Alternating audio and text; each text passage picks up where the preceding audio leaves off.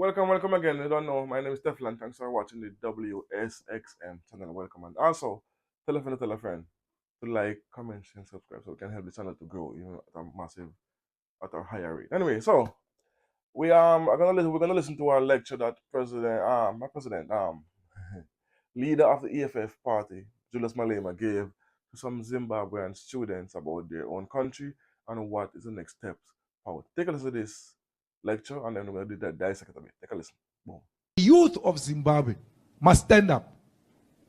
There is no Malema who's going to come from here and go and liberate Harare. Harare has to stand up for Malema to go there and say, I'm now putting my body on the picket lines in support of the people of Zimbabwe. The Zimbabwean youth must rise, because that nonsense will never come to an end as long as there is no unity of purpose against the tyranny, against the suppression of political wishes of Zimbabweans. So, ourselves at Pan-African Parliament, at the AU, at SADC, we have to have a political will to speak for the people of Zimbabwe. When it comes from us, it will have more weight than when it comes from Europe. Why? Because we're brothers and sisters. They will know it's a friendly fire. But SADC, AU, South Africa, they are failing Zimbabweans because it's a bruise-up. It's friendship. It's brother, leader, brother. When they meet, brother. And then when you ask what is the resolution, no one has taken any resolution. So you need a clear position from SADC which gives the timelines that by this time this should have happened. Otherwise, Mnangagwa is going to come back and he's got nothing to offer at all. So Chiwenga is done. He will not be anything. They used him. Chiwenga is no longer the most powerful military man in Zimbabwe now. They've weakened him.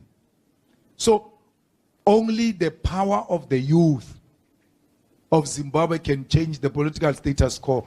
And the Zimbabweans have to know that we are with them, including Zimbabweans who are here in South Africa. When there are elections, get into buses and go home.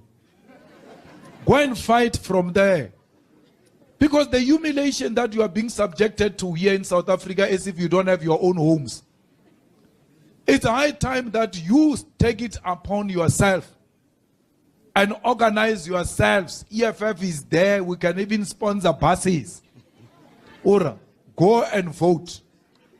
So there you have it. This is why I can understand why people dislike, why some South Africans dislike Julius Malema so much, because this guy speaks, not only speaks, he acts. He's one of those Pan-Africanist leaders that actually cares for his people and don't believe in separation. He believes in unity. He don't believe in kicking out other Africans from out of South Africa. He believes in have a collaboration. Because during apartheid, people forget, during apartheid, a lot of African countries, Nigerians, even Jamaicans, Jamaica, Cuba, Caribbean countries, African countries helped South Africa during apartheid. Now apartheid is finished, 30 years on, you're telling us who had aided your assistance during the apartheid times, we can't come to South Africa, we can't live in South Africa because South Africans are South Africans. But what about the aid and assistance you get from all black nations during your hardship? You can't forget about that. And this is something like, this is what Julius Malema speaks on when he say we cannot he will never go against his brothers and his black brothers and sisters because of what? We need to come together, and this is what the Western world is doing. This unite us so they can keep us in check. Anyway, so I was saying in this video, telling these people, if you want to take Zimbabwe to the next step, and if you don't want President Mnangagwa to get re-elected, young people, you have to stand up and go back home and vote and bring a change to your country. You cannot wait for, as you said, outside help.